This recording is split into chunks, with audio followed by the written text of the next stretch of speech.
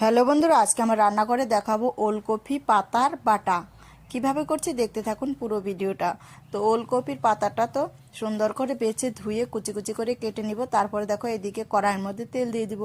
তেলটা যখন একটু গরম হয়ে আসবে তখন রসুন, কাঁচা লঙ্কা আর কালো জিরে দিয়ে একটু লাল লাল করে হালকা লাল লাল করে ভেজে নিব। তারপরে কুচানো ওলকপির পাতাগুলো দিয়ে দিচ্ছি, দিয়ে স্বাদ মতো একটু লবণ দিয়ে ভাজা ভাজা করে ফেলতে হবে এটাকে। আর ভিডিওটি ভালো লাগলে অবশ্যই সাবস্ক্রাইব, লাইক, কমেন্ট করে পাশে থাকবেন।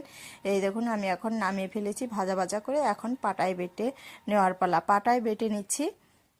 পাটায় বাটার কিন্তু যে কোনো পাটায় বাটবেন অসাধারণ লাগে। আর বাড়িতে এই রকম ওলকপির পাতা থাকলে একদমই কিন্তু ফেলে দিবেন না, একবার হলেও ট্রাই করে খেয়ে দেখবেন, অসাধারণ লাগে খেতে।